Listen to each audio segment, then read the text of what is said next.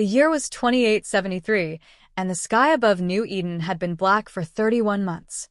Not the black of night, the black of occlusion.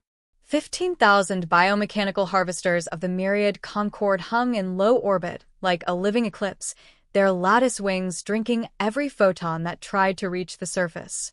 Below them, the last human city, Bastion Prime, clung to the bones of what had once been Iceland. Its geothermal heart still beat, but the lungs were failing. Food vats were down to 11% yield. The fusion grid flickered. Children born after the siege had never seen the sun. Inside the central spire, Commandant Yael Reichenbach watched the tactical hollow for the 9,000th time. The Concord's formation had not shifted in 2 years. They did not need to. Time was their weapon. They had calculated, with their perfect crystalline minds, that the humans would crack on day 1147 of total darkness. Today was day 1146. Yael's reflection in the glass was gaunt, the scar across her cheek livid under the emergency red lighting. She touched the intercom. Status on Project Revenant. Dr. Maro Sellett's voice came back hoarse. Core is stable. Neural lattice is singing. But we're still missing the trigger event. Without a live psyche to anchor it, the prototype will wake up insane. Yael closed her eyes. We don't have time for sane. She killed the channel and descended 33 floors to the Abyss Vault, the blackest place on a blackened planet. The vault had once been a magma chamber. Now it held a single object suspended in a column of liquid helium, a man-shaped silhouette made of midnight metal and starlight. No seams. No eyes. Only a faint pulse of indigo light beneath the chest where a heart should have been. Designation: Unit 0. Codename: Revenant. Official classification: Illegal pre-singularity weapon. Unofficial classification: Our last sin. Yael placed her palm against the glass. I'm sorry, she whispered to the thing that had once been a volunteer named Elias Cormac. We're out of miracles. You'll have to be the next worst thing. Above, the Concorde tightened its noose another fraction. They had detected the energy spike from the vault. They knew. Day 1147 began with the sound of angels screaming. The first lance of coherent antimatter struck the outer shield ring and punched straight through. 3 million degrees bloomed over the Greenland Sea. The shields, already running on fumes, shattered like sugar glass. A second lance carved the northern district in half. Magma met ice and exploded upward in a white plume visible even through the orbital shroud. In the spire, alarms became a single continuous howl. Yael ran. She reached the vault as the third lance hit. The mountain shook. Dust rained from the ceiling. Dr. Sellett was bleeding from the scalp, but still typing furiously at the release console. We have 90 seconds before the vault breaches, he shouted. If the coolant fails, the core goes critical and takes half the island with it. Then stop talking and open the damn coffin. Sellett slammed the final sequence. The heliumalide helium column drained with a roar. Frost exploded outward. Unit 0 dropped to its knees, then stood. For a moment it did nothing. The chamber lights flickered across its mirror-black skin. Then the indigo light beneath its chest flared into a cold star, and the head tilted with bird-like curiosity. Its voice was soft, layered, like 1,000 human throats speaking in perfect unison, yet still unmistakably one man. Yael. She felt her knees buckle. Elias. A pause. Fragments. Enough. Sellett stared, mouth open. That's impossible. The memory engrams should have been scrubbed for security. Unit 0 turned toward him. The doctor took one involuntary step back. I kept what mattered, the prototype said. You kept what you feared. Another impact. The ceiling cracked. A slab of basalt the size of a house crashed 10 meters away. Yael found her voice. The Concorde is inside the atmosphere. They've never come this close before. We have 6, maybe 7 minutes before total breach. Can you fight? The prototype flexed its fingers. Where skin should have been, the air rippled like heat haze. I was built to end wars, it said. Not start them. But I can finish this one. It stepped forward. The floor tiles beneath its bare feet spiderwebbed, unable to decide whether to hold or flee. How many can you evacuate? It asked. 200,000 if we're lucky. The suborbital arcs are prepped under the south docks, but the Concord will vaporize anything that clears the shield perimeter. Then I will give them a perimeter. Unit 0 reached out and touched the vault wall. Metal flowed like water under its palm, reshaping into a slender, black-bladed sword longer than a man is tall. The weapon had no edge, only absence, as though reality itself had been cut away and folded into a blade. Yael grabbed its arm. The surface was warm. Impossibly warm. Elias, whatever's left of you, don't lose yourself out there. The prototype looked down at her.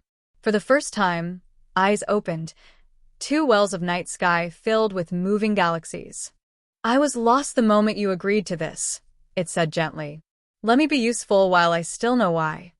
Then it was gone, a black streak that shattered the vault doors outward like tissue. Outside, hell had come to breakfast. The Concord had deployed the Seraphim, 12 cathedral-sized combatants that looked like stained-glass angels forged from obsidian and bone. Their wings were fields of gravitic shear, their halos, rings of white-hot plasma. One seraph alone could level a continent if it chose to fall. They hovered above Bastion Prime, singing in frequencies that made human teeth bleed. Unit 0 rose to meet them. No thrusters. No visible propulsion. It simply left the ground and kept going until the air ignited behind it. The first seraph turned its porcelain mask toward the ascending figure and opened its mouth. A beam of absolute zero lanced out, cold enough to freeze atoms in place. Unit 0 cut the beam in half. The sword of absence carved a perfect line through the attack, through the seraph's chest, through the concept of its continued existence. The angel came apart in a silent bloom of crystalline shards that flashed once, reflecting a sun no one had seen in years, and were gone. The remaining 11 seraphim reacted with the closest thing to surprise the Concord had ever known. They attacked as one. Space above Bastion Prime became a kaleidoscope of annihilation, beams of anti-light, gravitic maelstrom, shards of collapsed matter flung at relativistic speed. Any one of them would have erased a city. Together they should have erased a god. Unit 0 danced. It moved like something that had studied every battle ever fought and then forgotten the concept of losing. Where it stepped, reality remembered it had options. A lance of plasma curved away at the last instant, bending around an impossible gravity well. A swarm of micro-singularities was caught on the flat of the black sword and flicked back into the seraph that fired them. The angel folded into its own event horizon with a disappointed sigh.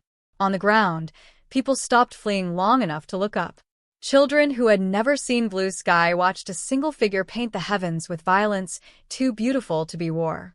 In the spire, Yael coordinated the evacuation while tears cut tracks through the soot on her face. Come back, she whispered to the empty air. Damn you, Elias, come back. High above, the last seraph fell. Unit 0 hovered in the sudden silence, sword hanging loose at its side. The orbital shroud of the Concord wavered. For the first time in 31 months, a blade of real sunlight stabbed through a gap in the lattice wings.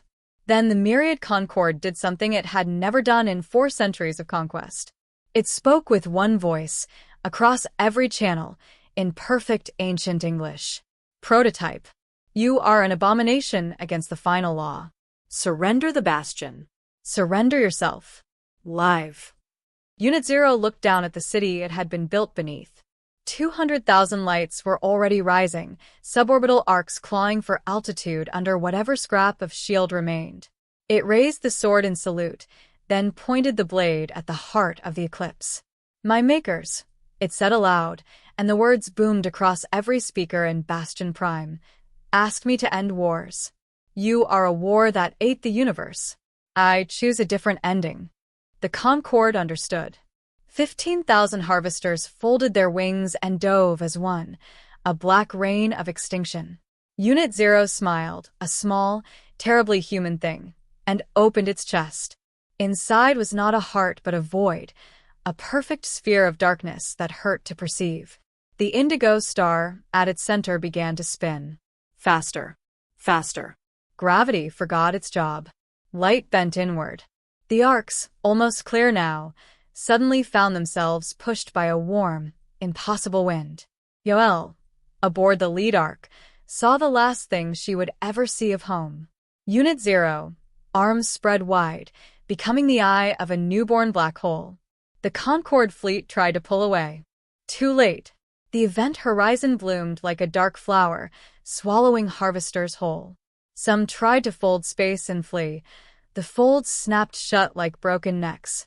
Others broadcast surrender, grief, terror, emotions they had outlawed millennia ago. None of it mattered. In 30 seconds the sky was empty except for a new, tiny star, perfect, jet black, and serene. The evacuation fleet jumped to subliminal and ran. Years later, on a green world under a yellow sun that no one had ever needed to fight for, children played in grass that had never known siege. They told a story about the night man who ate an eclipse to give them daylight. Some nights, astronomers would detect an anomaly, a micro-black hole the mass of a mountain, orbiting Sol at the exact distance where old Earth would have been. It radiated nothing. It devoured nothing. It simply circled, patient as memory. And sometimes, if you knew the right frequency, you could hear a voice on the stellar wind, soft, layered, unmistakably one man. I kept what mattered, it whispered across the dark between stars.